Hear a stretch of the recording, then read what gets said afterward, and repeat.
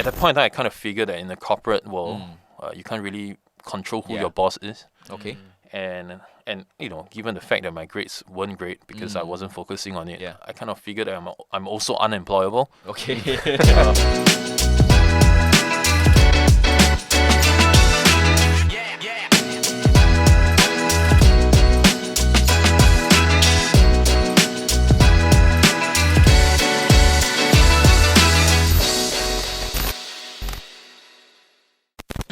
Hello everybody, welcome to the Wow Podcast. And we are... Unconventional. My name is Raymond And I'm Edmund. and we are the hosts for today. Yep. In our podcast, we talk about any topics that's related to the current leaders and the younger workforce. So we want to bridge conversations for these two group topics like culture, leadership, all the way to ground issues like disengagement and quiet quitting. We talk all about that. So if you like our content, please like, subscribe, and then share this content with anybody that resonates with the topic. Yep. Alright, our guest for today. Yeah. John Lim Yen. Yes, very good friend of mine. Better do him justice by doing some intro. Founder and CEO of Oddle. As someone passionate in F&B, over the past 8 years, he has brought up Oddle to be a household name in Singapore. So yeah, I think I let you share more about Oddle better. Yes. Let's hear from you. Okay.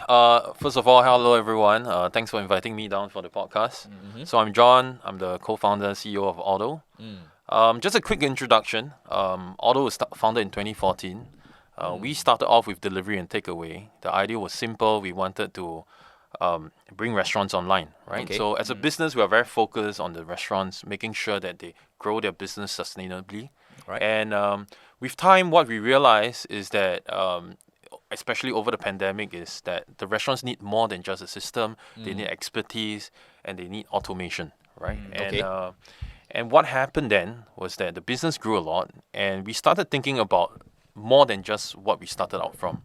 And we developed the full suite right now. So we are not just a delivery solution. So this is important for everyone. Yes. We are currently, we roll out the full suite. We have delivery, takeout, reservation, QR ordering, payments, all the way to engagement for the restaurant. Wow. Right. So currently we are Singapore, Hong Kong, Malaysia, So we're in Singapore, Malaysia, Hong Kong, Taiwan.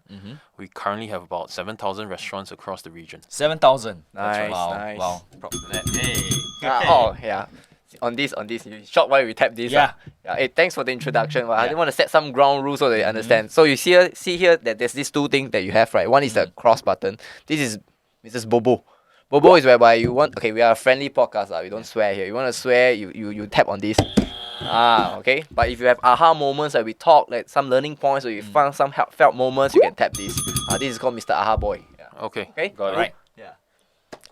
So, maybe before we really get into the topics about talking about the workplace and all, right? Can we understand a little bit more about you as a person? So, Sure. why Oddle? Why F&B?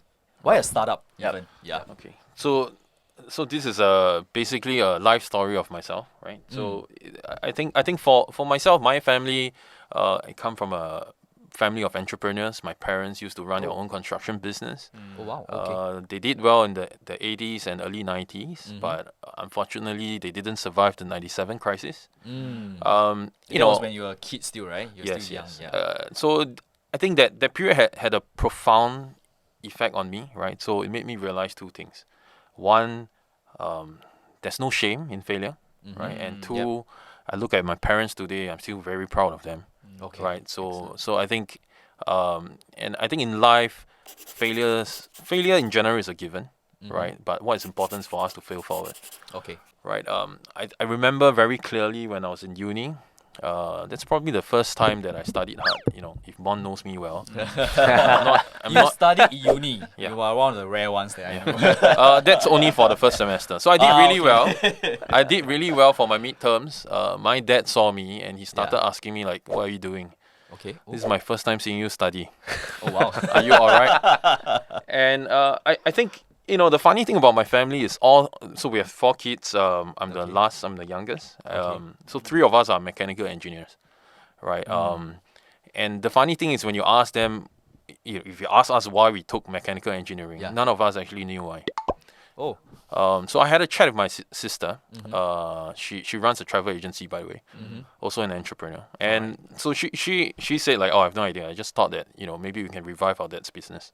So it turns out that my brother, he's an army regular, Okay. First class honors from Imperial College. He Oh, took wow. mechanical engineering. Mhm. I asked him the same question. He told Yeah. me he didn't know why. um, well, you don't have to guess much about myself, right? So Yeah. I didn't know why I Yeah. took mechanical engineering. It was the Okay. only thing that I was familiar with, and Okay. because of my background, my family's background. Mm. And that was when my dad said, like, my business is a sunset business. I don't expect you to continue my business. Oh. You're at this age, go and do what you want to do, right? I think that was my first awakening moment, Okay. right? I started realizing that I shouldn't be building on my dad's dream. Yeah. What I should really do is to focus on my own dream. Okay. That was when I think I started on many little businesses. I think Raymond would know that I started Zi Cha Uncle in NTU. Yeah. Wow. Together with all our friends. Right, So basically, you did everything except study after Oh, that. that's right. So the funny thing is, I read a lot during uni, Okay. everything except the textbook, right? So it's funny that I think in the 4 years, my grades, I pride myself on doing the least to get myself across the line, and it's sort of my signature, right? People actually know me for that. Oh. Yeah. So as a person, I don't think much of grades. I'm more interested in the education, right? And education means more than just grades. Oh, definitely. This one I agree. As a father of two right now, I'm totally aligned with that. Yeah. So to answer your question, that's how I thought about building my own legacy, thinking about creating value for people, Okay. and that's how I started my business. Okay. Why F&B then? Yeah. So F&B mainly because last time, Yeah. before I became a plus size, I was quite into gym. So I used to gym a lot, and I went to the States. That was a NOC program from NUS. It's a great program. So I was in Stanford, and for a long time I just wondered why there's no protein diet in Asia, right? Because our diet here is very carb based. Okay. I came across this place called Pluto's along University Avenue. I thought that This was in Stanford. Yep. This was So in that's in Stanford, 2009, right? Okay. And that was when I realized that this idea will work in Singapore. And I have no idea why. I just thought that when I come back, when I graduate, that's the only thing I want to do. So that's how I started F&B. I was young, I was foolish, I was single-minded, Okay. right? And very quickly, what I realized is to run the F&B business well, you need a little bit of capital, which wasn't. Yeah. I was young. Yeah. My family, we had our troubles. Yeah. So I didn't have a lot to begin with. Mm-hmm. And that's also when I chanced upon the idea of Oddle. Mm. And I guess it was born out of my own pain. Mm. I got my two other co-founders, Yong Xiang and Alan, to join. Okay. And that's how Oddle started, right? I was building something for myself. Okay. Beautiful. So it's really out of a need that you have yourself because you're in the industry itself. You were you ran a restaurant, right? You That's ran right. a So actual the restaurant is called The Lawn. We Yeah. are 11 years in the business. It's still around. It's at Okay. Biopolis. The food is great, by the way. Yeah. Please visit. So I think what is important is at The Lawn, it's in Biopolis. It's a business crowd. We started getting orders from the corporates through emails, phone calls, WhatsApp, Yeah. SMS, walk-in. At that point in time, I needed a solution to capture all this information. Okay. So I looked around. I realized it's the big boys, McDonald's, Pizza Hut, and back then this was before Foodpanda and Grab came into the picture, right? Right. So I was just wondering why no one actually bothered building a system. Okay. So I got a quote. It was 300,000. I just thought it was ridiculous, and that was when I sort of convinced my friend to start on this journey with me. Okay. Nice. Okay. So it wasn't really because nowadays we hear a lot of stories about people who when they are studying they say I want to do a startup, I want to start a business. But so it was less of a you want to start a startup kind of thing. It's more of it was born out of a need that you actually saw there was a gap in the market. In fact, for your own restaurant as well, that was really one of the main motivator for yourself. Right. So I think that there are two questions here, right? One, why did I get into entrepreneurship? Yeah. Well, I think during uni, I did a ton of internship, right? And I think what I realized was that, so I worked in a bank that I shall not name, Okay. and I realized I was really frustrated under that manager. And I don't think I was managed well. There was not there weren't a lot of clear instructions. As an intern. Okay. Yeah, and at that point in time, I kind of figured that in the corporate world, you can't really control who Yeah. your boss is. Okay. and given the fact that my grades weren't great because I wasn't focusing on it, Yeah. I kind of figured that I'm also unemployable. Okay. So I for a large part, now that I look back, when I connect the dots, I realized that I was sort of making myself unemployable and so that I have to start a business. Okay. Yeah. So the direction actually started way back from maybe the time your dad told you, hey, what are you doing, right? Because yeah, was the that- trigger that- that- point, right? It more or less started That the has to journey. be one of the key turning point for me. Okay. Where I realized that maybe grades is not that important. Like, because on this podcast we really want to learn from you, like your experience of building Oddle. So a lot of topics like definitely you can touch on would be like work culture, because you understand that the young people want to know about this, and Yep. especially about building teams as a leader in this case. But there's one particular hot topic that we'll definitely cover, which because I spoke to a lot of leaders, like me and Edmund, we do a lot Yeah. of consulting work for some of the tech founders. They say that, wow, transition out of pandemic, there's this like work from home or not work from home. That actually embeds in part of the overall culture that you want to move the company. So this is like Okay. the broad stroke topic we want to talk about. How do you want to lead and start Also, this? okay, maybe there are a lot of things inside whatever Raymond just said, right? Yeah. So why don't you focus on maybe that one keyword first? So culture. Culture is a very big buzzword. Yep. Everyone has a different take on culture. In fact, some might think that it's a touchy-feely thing, it's a non-tangible thing. So as a founder of although it's a relatively large company No, right now it's as still compared to small, when it's you still started with 3 founders, right? So obviously you need to grapple with all this culture, values, vision of the company. So why don't we start there first? Yep. So how is what is your own view about culture? Sure. And how is the culture like at So in Oddle? preparation for this podcast, I went to look up the word culture. Yeah. The Oxford Dictionary definition of it is the way of life, especially the general customs and beliefs of a particular group of people at a particular time. Sounds very This Oxford. is so Yeah, Zheyan. sounds very I mean, Oxford. to do all this work beforehand. But yeah, please continue. Yeah. So I give it some thoughts. So the business has been around for 8 years. Yeah. Right. I was thinking about the people, the culture, and I realized that culture is not very easily defined. Okay. Okay. But if you want to see it from a very big picture perspective, what you Okay. can do is you break down into the hardware and the software, right? So the hardware will be the people, right? So generally just the people. right? Okay. Because the people are the one that sets the culture. Okay. Now, then the software will be how we act, how we think, what we believe in, the philosophy that everyone is aligned to, and more importantly, how we operate, right? So simple things like running a meeting, right? I think these are things that are not defined very well in most organizations. Yes. Yep. Yes. Right. Yes. And I think all this little software that I'm talking about will define. It will be led by people that we hire, and it will define as a whole organization what the culture will become. Okay. So it's a combination of software, the people, and hardware, the Hardware, the people. hardware, the people. Software is and like the software, programming part of program- it. programming Programming part of right? it. Yeah. Okay. So we shall use that as the definition Sure. for our discussion moving forward. So you actually did mention a little bit about the culture at Oddle, being the software and the hardware. So anything else you want to add on to that? Sure. Yeah. I think for us at Oddle, everything got to start from the top, right? So we Okay. got to talk a little bit about the founders. Okay. So Yongxiang and Ellen, we are high school friends, right? Same as Yep, Raymond. yep. And Yeah. actually same as We Edmund actually as all well. come Come from the from- same secondary school. And so what it means for longtime friends is that we're very deep trust, right? Okay. To- Trust. All yeah. right. And I think more importantly, we're radically transparent to each other, right? And it's not like we know any other ways, right? Okay. Because I think what we realize with time is that we just want the best, right? And as we move down and we think about the organization, we started realizing that there are certain people that we like to work with, and there are some that we don't really like to, Okay. right? And what we realize with time is that even when you get the good people in, they don't necessarily perform straight away. Okay. So there's actually an onboarding period. And this is where the Oddle way or the way of life in Oddle needs to be imparted. Okay. Right. So there are some leadership principles that we are quite particular about, right? So if you Okay. think about Okay. stakeholders, we have how we think about merchants, which is the product, The restaurant. and then how we think about internal stakeholders, which is colleagues, the way you communicate internally, Okay.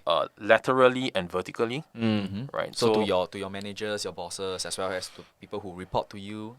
Yeah. That really means your colleagues Yeah. who work for you. Okay. And although we talk a lot about mental models, right? Mm. Because we are not rushing to answers. I think what is important for us is really we want to make sure that we make the best decisions, and with the decisions that we make, we can sort of predict the outcome, right? Okay. So it's okay we get it wrong, Mm. but we need to make sure that before we get the outcome, we have all the considerations done properly. So it's the process of reaching that decision. That is the key that you guys are more focused on. rather Yeah, than just the- of course we're yeah. results oriented, but Yeah. what we found out is that especially now that we've gone through the pandemic, there's some things that we got lucky and some things that we didn't, Oh, okay. right? But those that we didn't, Mm. it's not by those that we got lucky with, Yeah. is not by accident, Mm-hmm. and those that we were not lucky with is also not by accident. So what we okay. realize is the quality So of things happen for a reason. and the quality of decisions is actually key. quality of decisions. Okay. So that would be one of the way that you put it seems to be that is like one of the culture that's being imbued within the organization. That's right. So we Okay. talk a lot about how we think about problems, right? So generally, I think some of the common mistakes that we see about in not just our organization but across the different companies is that the team tries to execute wide, but when they execute, they're only going they go a mile wide by an inch deep. Yep. Right. But whereas right here in Oddle, what we want to do is to think deep. We solve it once, we solve it good, like what we do in the army, right? Okay. And we are very merchant focused. Yep. We're we think about the value that we create for merchant. We think about how that aligns with the outcome that we have. Okay. So some of the lines that we like to use at a company is we only make money when the restaurant makes money. Okay. Right? And all these are little things that will slowly inbuilt into the conversations that we have daily in the company. Okay. Okay. So we are actually touching a little bit more, and this might be a bit more specific to order, but I guess to bring it wide, right? Yep. So we actually talk about certain mental models, certain principles that forms the culture. The last part when Zhe mentioned a bit about what do you actually do on the ground? So you mentioned this is what you do on a daily basis. You talk about this. You actually put it in as part of the rituals of the company. That's right. To make sure that it's being practiced rather than just some words on the wall, for example. Yep. Yeah. So that's really, really a very big difference we see between companies who really live by their values, their culture, versus those who just say there are some values.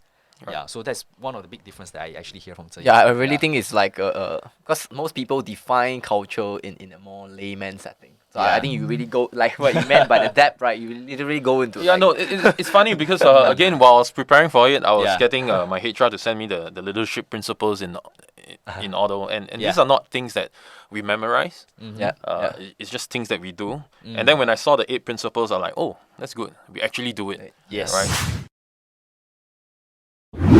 Because as we are talking about culture, as we are talking about the way people, I mean, it comes down to the hardware and the software, how people think, how people act, and how people interact with each other. So one of the key hot topic nowadays is the topic of people working from home or working from office. So we would love to hear your hot take on this. And I want to start with like a very controversial article back then. I mean, kind of linked. I'm sure you heard of it. There was this like a person who was going for an interview. But after that, he requests to tell the employer that, hey, can I shift it to virtual meeting? Then the employer like decided that I'm going to cancel this interview and went to social media, and there was a huge like hoo-ha on. And there was two camps out of this. Yeah. Yeah. So I mean, to me, it's correlated lah. Like he sees that as well. If you can't even come to meeting, or I can't physically meet up. So there must be some perception of this, or the thinkers of the thinking of the leaders. So what do you think on this? Like, Well, first of all, I don't think I have enough information. Okay. okay. Right. Well, I guess these are good topics to discuss, but again, staying true to my roots. If you think first principles, what is important is to understand the scope of the work. Right. So if this requires you to work within an office when there's interaction with the team, for example, in Singapore we have the product team housed in the Singapore office. I think it's reasonable to do a face-to-face interaction. Yep. Okay. Yep. Right. It's quite clear to me that remote interviews are not the most reliable way of assessing a person. So you're not a fan of remote interview? Let me just Well, put it that I way. think you can do it for the first couple of rounds. There Okay, must be a okay. round where you can actually see the See the person, person. right? Okay. So, That makes sense. Yeah. yeah. So for me, it's not that, sometimes it's impossible to meet in person. Okay. Then you have to do remote interviews. Mm. But what I'm saying is, if the job scope is quite clear that you have to work in person, it's not unreasonable for the company to request for a Alright. face-to-face interview. Yep. Alright. I think that's a fair point. Yep.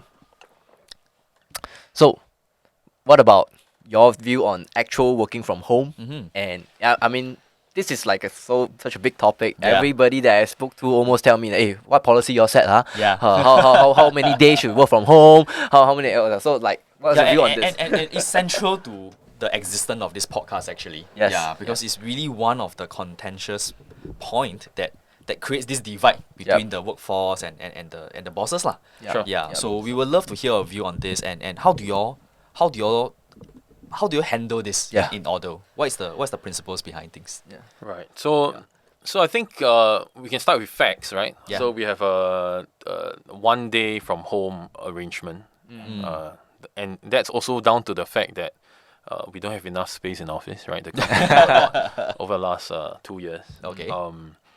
I think what is important is, at least my view on this is that we don't think much about working from home or from office as long as Okay. quality of work is there. Yep. Okay. Right. So this is super important, right? True. And but I have to go back to at the start of the podcast where we spoke about, when you hire a person, there's 90 days of onboarding, right? This is when they start downloading the software of the company, Okay. right? Okay. So the way of life is important, and what I realize is that these days I see a lot of the new employees asking to work from home, right? So Yep. we're perfectly fine Okay. if they understand what's the way of work in Oddle, right? And it goes down to the You way mentioned they the act. Oddle way. So That's there's right. I will assume this will be part of your onboarding process. That's whereby right. You will get them That's on. right. Okay. And it's all have to be face to face, right? Have you done onboarding with a new person all the way through all digitally? Or? So using the same analogy of using software, Yeah, right? yeah. The way I think about remote onboarding is like transferring file through Bluetooth. Right? You a can good do one. it. So you lose some packages along the way, maybe. I don't know. You can do it. It's slow. It's unreliable, and you don't know what you miss, and you don't know when it crashes. Okay, Ah, okay. okay. Right? Why? What this one? How? Right. Leave it to you. Whereas when you do it onboarding in person, Yeah. questions can be clarified a lot faster. Okay. Right? Yeah. I think it's important for any organization to speak the same language, right? And Having a common language. exactly, Okay, alright. and these are expedited with a face-to-face interaction, Okay. right? So I emphasize this, which is the onboarding is key to a Okay. success for any employee in a new organization. Okay. Maybe on this, because I understand that Oddle is not just based in your staff is not just based in Singapore. You say that you have offices in Taiwan, Hong Kong. Hong Kong. So I guess there will be, because we mentioned that you would prefer to onboard them face to face, but definitely there will be situations whereby that's not an option. You have to do your Bluetooth. So maybe my question would be, have you seen and is there any tangible difference between someone that you have onboarded through Bluetooth, maybe remotely, virtually, because you don't have that option too, versus someone that you maybe have hired here, have that full privilege of going through that maybe that 90-day onboarding program with you guys. So what were the tangible difference? Well, let's put it this way, right?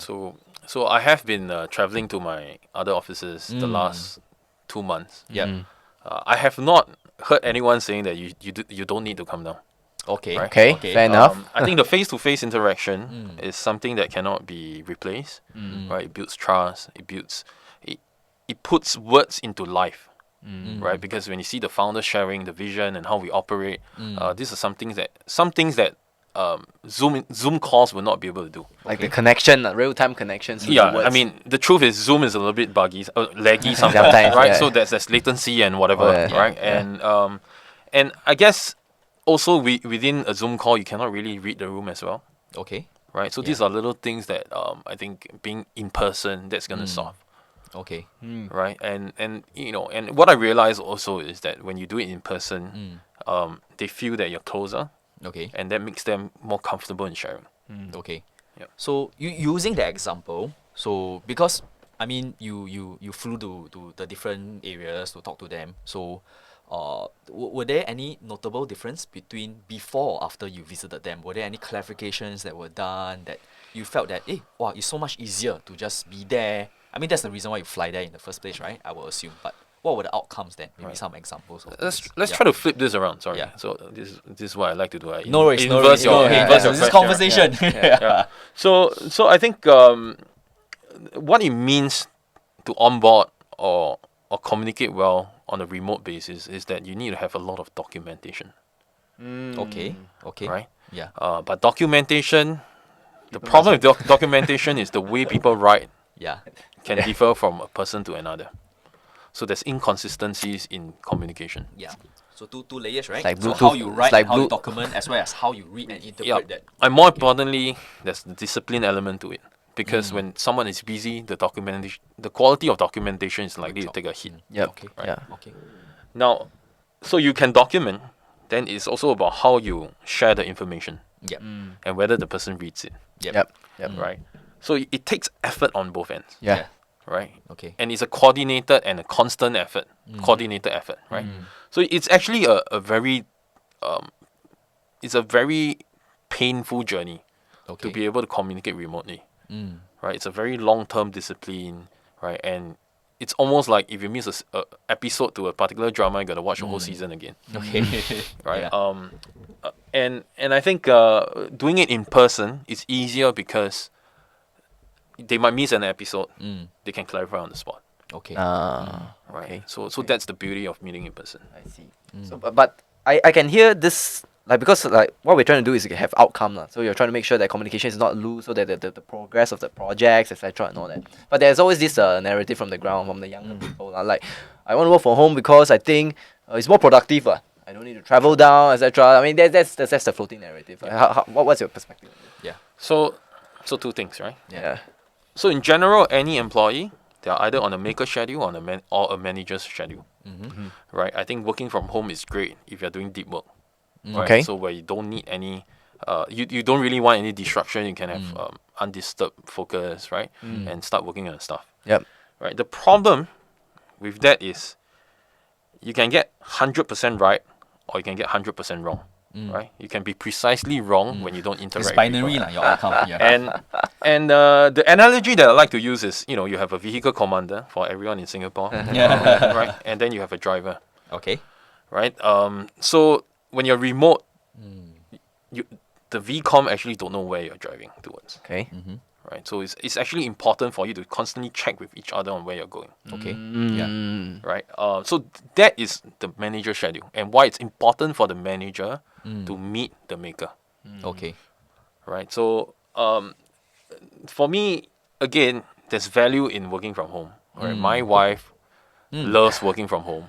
Wait. Just let me clarify this. Is your wife in Oddle? She's not. Nah. Okay. So she's in a liquor company working in compliance, right? Okay. I see. So just last night I saw her working till 2 a.m.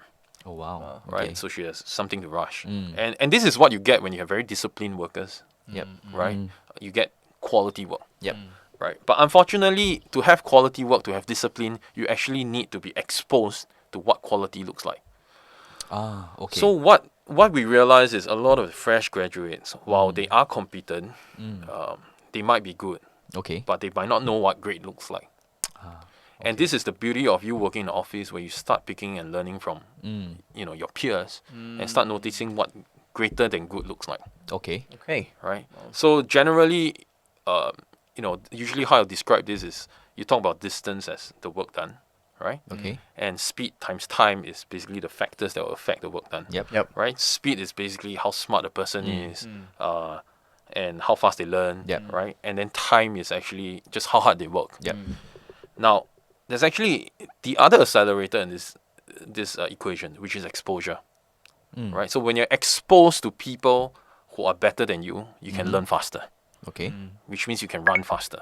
Okay. Right? If not, it's a little bit like army, right? 945 you think is good because you get goal, and then you start seeing this guy from a cross country team and they start clocking 7:30 or 8 minutes.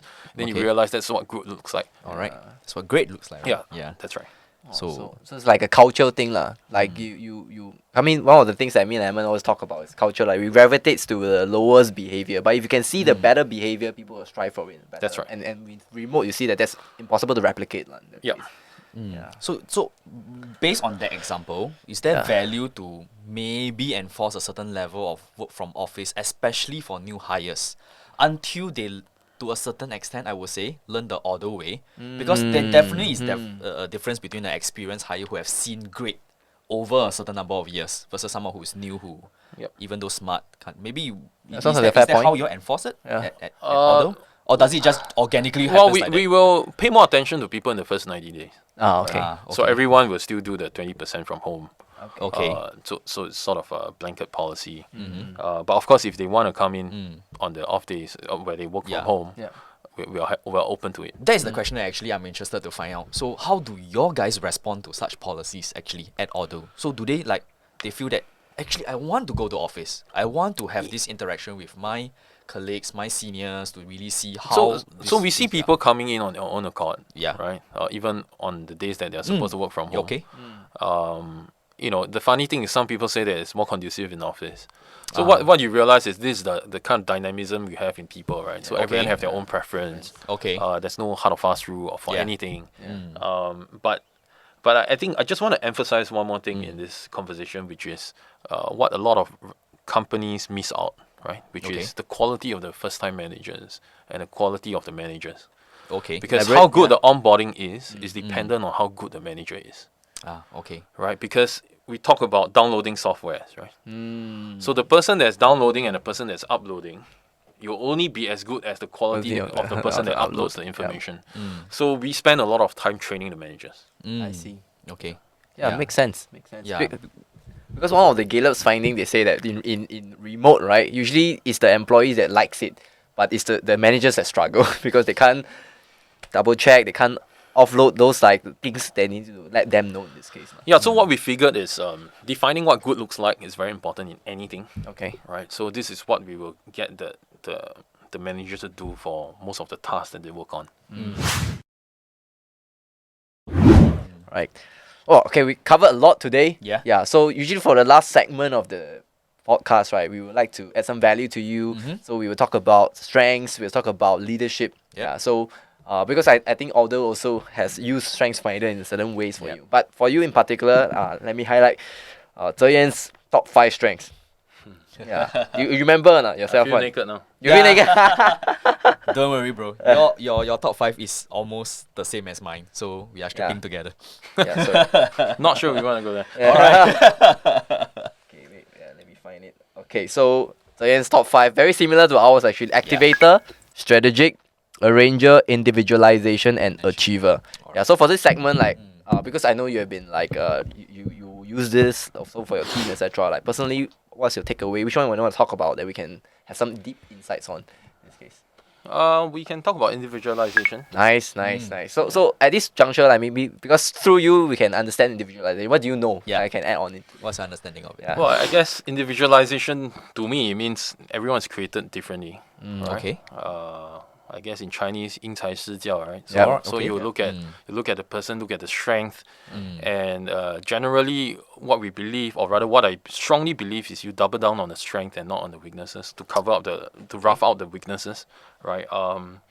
And I guess to understand how to leverage on this in a team is actually to understand what the weaknesses and the sort of blind sides of the people within the team, Okay. right? So Oh, so there was some applicable. I mean, have you been Yeah, applying so this? I- Sure, please share. Yeah. yeah, so because I've been traveling to my overseas market, right? Yeah. So I see how we have our team is relatively young, so there are some managers that are still new. Okay.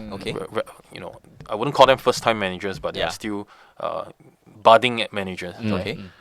You can see that there are communication gaps, and because of all these communication gaps and tendencies, that you can actually see that the team beneath the person misconstruing and misunderstanding his intention, Okay.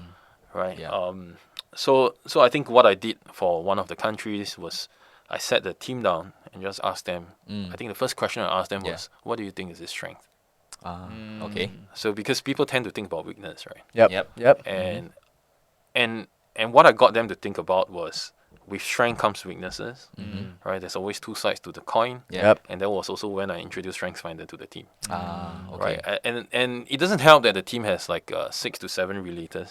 Yeah, okay. For information, I need to educate. Relators are people who wants very close, deep relationship, like one-to-one, etc. Naturally, they have like an inner circle and an outer circle. That's why right. we have a team with 6 relators. Yeah, and this is a unique episode whereby it doesn't seem like we are doing strength coaching. It seems like we are talking to another coach because No, he's been obviously applying Tanya has been applying which this is in great, his which is business great. for In very fact, long. yeah. So and then you realize is the manager there has harmony as his top strength, which means he doesn't confront. And when you don't communicate, when you have problem, the group will tend to have their own version. Okay, let me balance the perspective of harmony first. Yeah. Harmony possible raw form is whereby you are not say fearful. You don't like to go into Avoid confrontation. high intense Yeah, situation. So if they are not so well trained, they will view that certain issues or high intense, but actually it's not as bad. So it's just making that seems as difficult to bring out difficult conversations. Yeah. So with difficult conversations avoided, Yeah. with a team that has their own version, like a echo chamber, you can see how the misunderstanding will get amplified. Yeah. Okay. Okay. Right. I think with StrengthsFinder, what I did was really just helping them visualize where their potential flaws is, Okay. and not to imagine the worst in people. I think that's Yeah. important. Yeah. And you see, all this has to be done in person. For sure. To our Cannot topic of- imagine And- doing it via a Zoom call with And different. I think beyond being a leader, it's more important to be a human, right? Yeah. So I think what we did was really to help them understand that he's still learning, the team is still learning, and Yep. we can actually learn together. That's Okay, good. okay. That's good. Nice. Nice. This is actually a very, very good time for me to talk about the different styles of leadership. Yep. Because other than the talent team, strengths, we also apply a lot of certain structure in terms of thinking about leadership. So there's this system that we actually use, the Goldman 6 styles of leadership. We did had a chat on this before this. So I guess maybe applying to this incident, what is the leadership style that you think that you can resonate the most in maybe application of such incidents? Well, the truth is, I think the leadership style applies in different situations, Yes. Yep. right? So maybe I can share with you what I did in that Yes. office, right? Yeah. So I haven't seen them. I guess the first thing I did was I needed to tell them that the boss knows what he's doing. Okay. Right? So we started with the vision of the company. We started with where the next 2 years is going to look like. Okay. What the growth model of the company Okay. is. Right? So at this point for the audience, right? So what Zhen Yan basically did is apply a visionary leadership style to really share with his people where are we going. So it's more of an inspiring leadership, visionary kind of style of leadership. So that was applied at that point of time. Right. Okay. And I guess as we move into the HR problem, I have to be a person, be a human, more than just telling them what to do, right? Because I haven't seen them. I have to build the trust, and I think trust is an important factor in a performing team, Okay. right? So I guess I transited into a more, I don't know what you call that in the Goldman Affiliative style, Affiliative probably. style, that's right. So people Connection, relations. Actually, also a little bit on coaching, I guess. for sure. Especially when you're applying strengths to them. Yep. To teach them how to view that. Actually, that's situation, already right? like coaching. That's a right? very, very clear-cut coaching style of Yep. leadership. Yep. But the part that I like is even for his persona, seemingly, you are very keenly aware that people care about. They don't care about what you say before they know that you care about them. Yep. Being a person in front of them. So that affiliation, the ability to build certain level of safety and relationship with them first, even in that short period of time, Yep. actually enabled you to have that connection before you did the coaching with them. Yep. That's my own analysis of the situation. Yeah, because I remember like there are leaders out there who they are only results driven. Then when you don't make the mark, they will just like scold you, etc. But that's where's the missing gap is. I guess everyone will mellow or mature with time depending on how you see it. Okay. So Enough. what I realize is that sometimes the result is not a reflection of the decisions. So you might be lucky, and if you think they're right, but it's actually a wrong decision. So you don't get lucky twice. Okay. Right? So these days I'm more focused not on the results, but the quality of decisions. You know, I've been repeating this a Yeah, lot. the process in which you reach that particular decision. That's Yeah. really something that Totally can first principle resonate with this. thinking, Yeah. Okay, process driven. Cool. All right. All right, so before we end up, because you know that our audience are both the leaders and the Yep. young people, we want to hear advice from you from two aspects. Yep. One is for the leaders who are actually building teams now in startup, whichever, right? What kind of like advice do you have for them, and subsequently later for the young people who just started working or they are integrating themselves into a team, contributing. So Yeah. with the leaders first, what Yeah. advice do you have for them? I think for leaders, understand the problem that you're solving, right? Understand deeply, because if you don't solve the problem right, you're just treating the symptoms. You're not solving the root. People matters. I think it's always easier when you're sharing the load, right? Understand that things that are not communicated should be communicated. Things that are easy to assume shouldn't be assumed, right? I think it's important that things be explicit and you over communicate on how you think about Your so-called radical transparency, That's right? right. As per you always It's a say. fantastic soundbite there for Nice. our podcast. for I guess for the younger workforce, the as younger workforce, 1 year Yeah. in, 2 year in, trying to find their position in the Yeah. team as such, contributing, facing challenges. What do you give? We've all been went through Yeah, that stage. yeah. So what is your advice to them right Yeah. now? What would you tell a younger Zheyan at this point of time? I'm not sure if he will listen, but but generally, I think for the younger workforce, so we think about circle of competence a lot, right? And I think what makes sense is for you to look out for people that are better than you, right? And the way Okay. the way I think about that is that, or rather how I compartmentalize my Yeah. life is, if I want to talk about business, I have a group of friends. If I want to talk about philosophy, I have a group of friends. Okay. If I want to talk about politics, I have a group of friends, and different stuff. I will have a group of friends that I can learn from.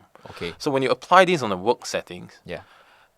if you see this person running meetings like super well, super on time, super on point, put him inside that circle of 5 people Okay. that you want to learn from. Wow. Schedule time with them, right? If you look at someone that somehow has the ability to sell ice to Eskimos, talk to him, understand what he reads, sales understand how capability, he builds out his sales capability, tag along for his sales pitches. Yep. Generally, I believe that you look at the capability of a person as the area under the graph, right? So you need to have your breadth, and then you need to have your depth. Yep. Don't be too quick to decide what you want to go deep on, Okay. right? Expose yourself. That's the only logical way to expand the total area under the graph over the course of your career. Yep. Oh, this Especially at one- this point of time, right? As a young person. Well, I think So, it's a so good much one. sound bites from all this advice from Zheyan today. Totally. Yeah, All right. that came out naturally, right? Yeah. I give it to you, I give it to you. All right, I think we really have really good insights from Zheyan today, and then we are now coming to the end of the show. Yeah, so thank you Zheyan so much once again thank you, for thank the you. contributions Thanks for your and time. sharing and all that.